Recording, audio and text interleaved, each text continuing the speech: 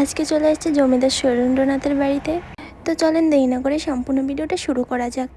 আসসালামু আলাইকুম, কি অবস্থা সবার? ফার্স্টে আমি লোকেশনটা বলি। এটা হচ্ছে যে নোয়াপাড়া এবং কাটাখালীর মাঝখানেই তৃপ্তি ফিলিং স্টেশন আছে, তার সামনের বাম হাতেই গলিতে হচ্ছে যে এই বাড়িটা।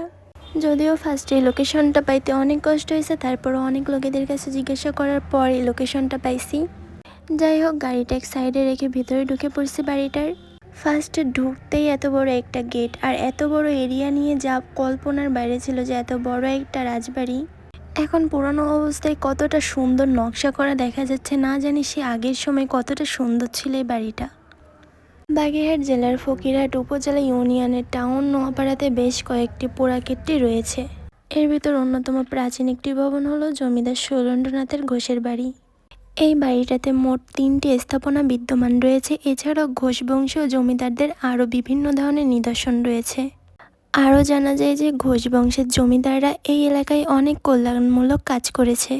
এই ঘোষ জমিদার বাড়িটি শত শত বছর আগের, যা আপনারা দেখেই বুঝতে পারতেছেন। আর এই বাড়িগুলোর কাজ কিন্তু আগে অনেক নিখুঁতভাবে করা হইতো। তো আমি সামনের দিকটা দেখা শেষ করে আমি চলে আসছি এবার পিছন দিকটাতে। এই বাড়িটার ছাদে আমি উঠতে পারি না, কেননা হয়তো ভাঙাচোরা ছিল, যার জন্য এখানে দোতলাটা একদমই বন্ধ করা ছিল। বাড়িটার পেছনে ছোট করে একটা মাঠ আর তার সাথে একটা মন্দিরও আছে। কিন্তু আমি বেশিরভাগ যেই কটা জমিদার বাড়িতে গেছি সবগুলো জমিদার বাড়ি দোতলা একদম বন্ধ ছিল, মানে আটকা ছিল। হয়তো কোনো লোকজন যদি যাই হয়তো দুর্ঘটনার সম্ভাবনা আছে, যার জন্যই হয়তো বন্ধ করে দিছে। তবে আমি যতগুলো জমিদার বাড়িতে গেছি না কেন সবগুলো দেখা মতো এটা অনেক বড় এরিয়া নিয়েছিল।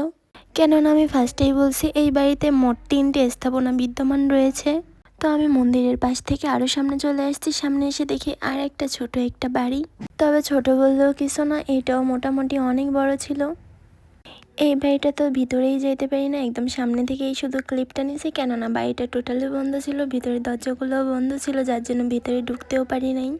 তারপরও এটা কিন্তু কম ছোট নয়, অনেকটা বড় আর অনেক সুন্দরই দেখতে। তবে আমার আগের দিনে জমিদার বাড়িগুলো সব থেকে বেশি পছন্দ হয়, জানলা আর দরজাগুলো সব থেকে বেশি ভালো লাগে আমার।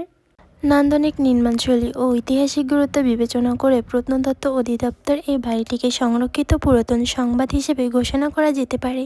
এই ঘোষ জমিদার বাড়িটা কে কে চিনেন কমেন্ট করে জানাবেন। তো আজকের ভিডিওটা এই পর্যন্তই ছিল। আল্লাহ হাফেজ, ভালো থাকবেন সবাই।